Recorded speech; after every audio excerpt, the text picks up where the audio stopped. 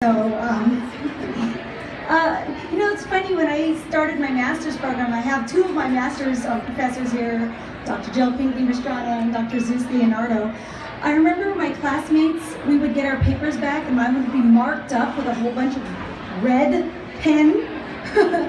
And my classmate used to say that Dr. Leonardo hated me for all these years, and then when I finally graduated UCLA, it turns out he said in front of a group I found you as an intellectual match, and so I pushed you even harder. So that was it was 5 years late, I really was demoralized, but it was, I guess I was a little pupil of his, so I'm really appreciative. I wanted to do this for many reasons, because my friends, my supporters, it's been, like Dr. Leonardo said, really hard for a woman of color to do this in the academy. As many of you know, I constantly get hate mail, I get threats to my family, even my coworkers. I have a coworker here, Dr. Vieska, and they hunt her down to try to, intimidate her as well. So doing this work takes a courage that I never thought I had, being so tiny. But I wanted to share with you something of this. So it's my 10-year year, so I'm sorry I'm a little stressed and frazzled. I'm turning in the dossier in July. I'm also delivering a baby. I'm delivering also in July, a baby girl. And then the book came out. So I guess someone asked me, I don't know what to do in these things, but they asked me to talk about why I did this, and there's so many reasons why. I guess I'm a teacher educator, and many of you in education know that you go and do this anti-racist work, and the first thing you get with a majority of white female teacher candidates is resistance, right? And instead of ignoring the resistance, I really wanted to understand psychoanalytically, where is this resistance coming from? Because if students are having shame, defensiveness, and crying and tears and anger, we can't dismiss that. That's coming from something. Now, I'm very careful to say that that is not the same pain that people of color experience in a system of racism. We cannot say. In fact, in one of the chapters, I say it's comparable to saying whites are losing their Super Saiyan power. Anyone, Anime? Dragon Ball Z? Yeah. Okay. So they're losing the super of their id, right? So they're actually rehumanizing to normal human status when they lose that. So that whole meme, losing a privilege makes you feel like you're oppressed type of deal. So I never want to equate that to the same thing. But there's just a story that really stands out, and I talked to a panel at AERA why I do this work. Of course, the teachers, but really more so for the students of color that they teach. My own two children are Denver public school children, and just 2 nights before we came to AERA, my son, who was acting like a little dork to me, he's 8 years old and he's experimenting with patriarchy lately. So he loses his karate bag, and instead of blaming himself, he blames mom, right? Like, where did you put my bag? I'm like, oh no, honey, don't even start. But I said he needed to talk to me. So we had what we called a private conversation on the bed, and he went and told me 3 things he really fears. He once, at 8 years old, he said, Mom, I know why I'm talking to you like this, and I'm very sorry. I see other men talk to women like this. All right, so exactly. It's a learned social behavior. And he went on to talk about that. A second thing he told me is, Mommy, sometimes I get so angry I'm afraid I'm going to run away. And these are fears of an 8-year-old boy, right?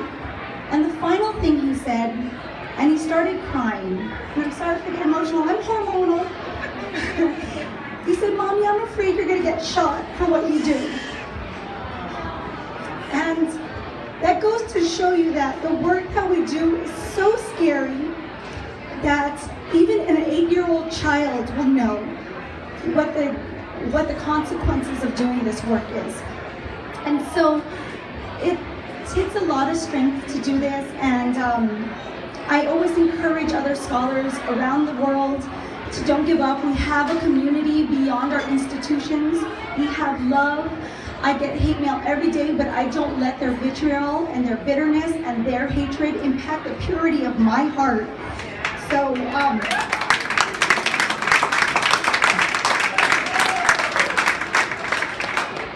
I think it's very important that we never let that do that. Because if we ever succumb to that hatred, we've already lost. With that, I just thought I'd read a little bit from the book. Is that okay? Okay, sorry if my hand's shaking. I'm totally shaking. I'm just going to read the endings, some pages from the ending. Okay? So this is called Conclusions for Feeling Again, and it's called Pending. Have we as a society become so feelings phobic that we pretend to live life much like the Walking Dead, without ever feeling humanity? Since we have all experienced some sort of trauma and fear its repetition, do we resort to amassing an impenetrable emotional wall, hoping it will protect us from ever hurting again, feeling again, and truly living again? And in this state of deadness, are we necrophilically pretending to love, engaging in emotionalities that are often rendered mere sentimentalities or saccharine expressions of what we truly feel, as if false niceties is enough? Beyond the fakeness, are we that scared to know how much we truly love each other, and how much it hurts to witness others be denigrated, dehumanized, and killed? Putting up the emotional wall and performing false pleasantries for fear of feeling any traumatic pain is quote-unquote punking out on humanity. A critical race teacher educator and good friend once told me that unless we are willing to be reciprocally vulnerable, teachers will never be effective. The same holds true for humanity. Unless we have the emotional ovaries, and I use that word very judiciously, to confront that which we fear most and allow ourselves the latitude to explore deeper into our feelings, we are nothing but zombies devoid of true heart and connection. In the spirit of vulnerability, I share with you, the reader, a bit of my life in this book. In fact, chapter 7 is why it took me 6 months later to turn it in. The joys and struggles of teaching and learning, the trials and tribulations of being a female scholar of color in the vast whiteness of the academy, and the pains of my personal life and the genuine critical hope I have for us all. Some may take this and interpret it negatively because the message of understanding the emotionalities of whiteness is too much to bear. Others hopefully see this as a cry for humanity. As such, I hope you will see me in all my bareness and realize that I am sincerely, vehemently, and vigilantly angry and sad at racist power structures that divide us and how we as a people submit to them via our actions, ideologies, emotions, and discourses. What pains me the most is that we have for too long perverted our own emotionalities such that we often feel unsure of what is it that we're truly feeling. We can actually say to each other, I am angry with you, but never realize that deep down it is not about anger and hatred. Instead, when we dig deep down into our hearts, we realize the emotions we are expressing are just mere reactions to the deeper emotions we truly feel, be it betrayal, disrespect, or humiliation. I'm just going to skip a little bit. If we stay at the level of expressed emotionalities, we become as fake as the sexual predators who pretend to love someone as a means to selfishly satisfy his own lustful intentions. Yes, I said it. To live by surface level emotionalities is to be an emotional predator, unwilling to understand how our subscription to surface level emotions might perpetuate a loveless society, yet always under the guise of rainbows and sunshines. One can say I'm preoccupied with emotions, that I am romancing them too much. To that I say, yes I am. I love dancing with emotions. In fact, that's how I met my husband. A steady 4-beat count in an old bachata dance. I embrace them as if they remind me of my own humanity, even if at times I am aware it will hurt. I study them diligently, processing every passing sensation. I hope for the sake of humanity that others do too, lest we forever be ensnared in fakeness, too far removed from understanding our true self. Therefore, I give credence to our emotions because too often they are easily and readily discredited. And I'll end with the last bit. Doth my heart protest too much? I love literature. Zeus is actually a literature major in undergrad, so I take it from him. But never can I shy away from what makes us feel real and human. That is our emotions. The very emotions we feel have a story to tell, and why we need to ignore them any longer. If we do, we deny the complexities of our heart, whether innate or socially or politically situated. Emotions become a roadmap of human existence. If education is about love, care, and empathy, I am sure an audience full of educators is ready to know what that feels like. That is the hope for this book.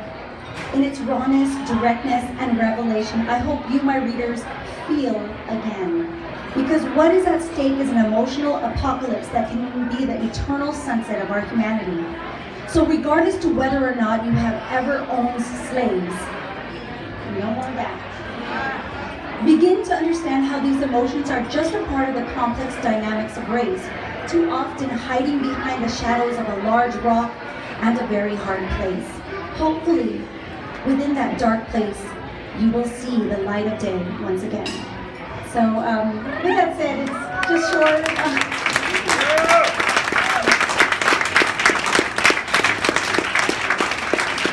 Definitely, just to reiterate, they said you have to purchase the book downstairs to get it signed, or you can get a card from Michelle, from my publisher, and to still do the $20